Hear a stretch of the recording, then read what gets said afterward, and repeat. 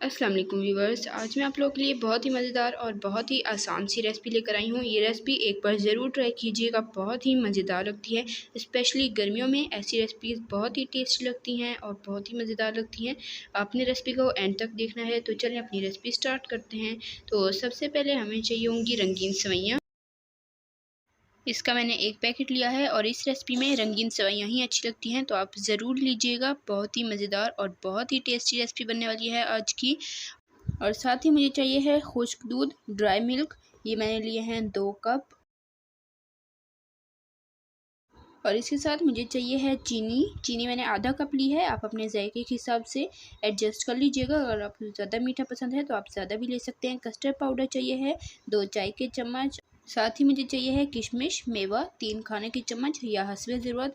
और खोपरा चाहिए है बिल्कुल फ्रेश वाला हस्बे ज़रूरत। बादाम चाहिए हैं हस्बे ज़रूरत। और सब्ज़ इलायचियाँ चाहिए हैं 4 से 5 अदद। और इसके साथ चाहिए है पानी मैंने लिए हैं 3 गिलास या हस्बे ज़रूरत। मैं आपको बताऊंगी कि कितना चाहिए है। तो चलिए अपनी रेसिपी स्टार्ट करते हैं। तो बिस्मिल्लाहिर्रहमानिर्रहीम। एक बाउल लेंगे और इसमें पानी डाल दिया है मैंने 3 गिलास। और साथ ही इसमें शामिल करेंगे खुश्क दूध, थोड़ा थोड़ा करके शामिल करेंगे और इसे अच्छे से मिक्स करते जाएंगे ताकि इसमें बिल्कुल भी लम्स ना रहें।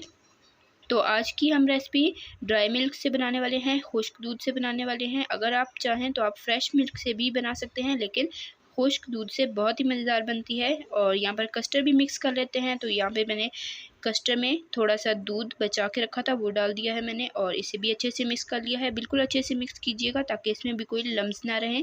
तो चलिए अब अपनी रेसिपी स्टार्ट करते हैं। बिस्मिल्लाहिर्रहमानिर्रहीम। तो दूध अच्छे से गर्म हो चुका है, इसमें उबाल आ चुका है। अब इसमें हम शामिल करेंगे रंगीन सेवइयों का पैकेट। एक पूरा पैकेट मैंने लिया है और ये देखें, ये सारी इसमें शामिल कर देंगे। एक बार अच्छे से मिक्स कर देंगे ताकि ये नीचे लगे नहीं। तो अब सेवइयों को पकते हुए 2 से 3 मिनट हो चुके हैं। अब इसे एक बार मिक्स करेंगे और इसमें चीनी शामिल कर देंगे। चीनी आप अपने जायके के हिसाब से एडजस्ट कर लीजिएगा। अगर आप कम मीठा पसंद करते हैं तो कम कर लें, मेरा बिल्कुल नॉर्मल मुनासिब है। तो ये देखिए अच्छे से उबाल आ रहा है। फ्लेम बिल्कुल लो कर दें और लो फ्लेम पर आपने इसे अच्छे से गलने देना है। सेवइयाँ जब तक अच्छे से गल नहीं जाती, तकरीबन 7 से 8 मिनट अच्छे से आपने इसे पकाना है। अब इसमें शामिल करेंगे सब्ज़ इलायची के दाने। इसे मैंने अच्छे से कूट लिया था, क्योंकि अगर ये दाने साबुत होंगे तो मुंह में आते हैं, बहुत ही बुरे लगते हैं। तो इसलिए आप इसे एक बार कूट लीजिएगा अच्छे से। साथ ही इसमें मेवा शामिल करेंगे, साथ ही इसमें खोपरा भी शामिल कर देंगे। और खोपरा आपने बिल्कुल फ्रेश लेना है। अगर आपके पास पुराना है तो आप नहीं शामिल कीजिएगा, क्योंकि उसकी बहुत ही बुरी स्मेल होती है, वो बिल्कुल भी अच्छी नहीं लगती, आपकी रेसिपी ख़राब भी हो सकती है। तो आप बिल्कुल फ्रेश ही लीजिएगा। अब इसे पकते हुए तकरीबन 7 से 8 मिनट हो चुके हैं और सेवइयाँ बिल्कुल अच्छे से गल चुकी हैं। अब फ्लेम मीडियम कर देंगे और मीडियम फ्लेम पर मुसलसल चम्मच चलाते हुए इसे हमने अच्छे से पकाना है जब तक कि ये गाढ़ा नहीं हो जाता।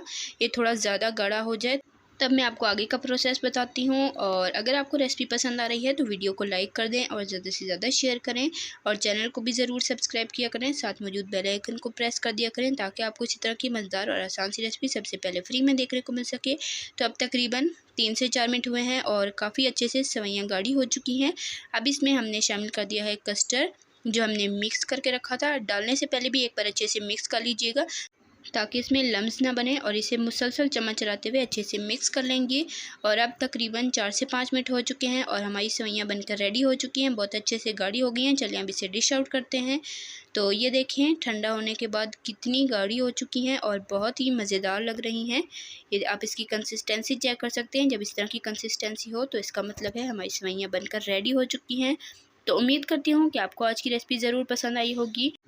पसंद आई है तो वीडियो को लाइक कर दें, शेयर कर दें। और अब इसे हम गार्निश करेंगे कटे हुए बादामों से, थोड़ा सा मेवा और थोड़े से खोपरे से। तो माशाल्लाह अल्हम्दुलिल्लाह से कलरफुल क्रीमी कस्टर्ड सेवइयाँ रेडी हो चुकी हैं और आप इसकी फ़ाइनल लुक देख सकते हैं कितनी मज़ेदार बनी है। और आप इसकी थिकनेस चेक कर सकते हैं और कलर चेक कर सकते हैं। और याद रहे इस रेसिपी में कस्टर्ड आपने बहुत ज़्यादा नहीं डालना, वरना आपकी रेसिपी का कलर ख़राब हो सकता है। और अगर आप सेम रेसिपी को फॉलो करेंगे तो आपकी रेसिपी भी इतनी ही मज़ेदार और बहुत ही टेस्टी बनेगी। तो इसे 7 से 8 घंटे फ्रिज में ठंडा करके फिर आप सर्व कीजिएगा, तो ये बहुत ही टेस्टी लगेगी और इसका फ्लेवर इन्हेंस हो जाता है। तो आप ऐसी रेसिपीज़ को ठंडा करके ही सर्व किया करें। तो इंशाल्लाह फिर मिलेंगे नेक्स्ट वीडियो में। तब तक के लिए अल्लाह हाफ़िज़। अपना रखिएगा बहुत सारा ख्याल, दुआ में याद रखिएगा। अल्लाह हाफ़िज़।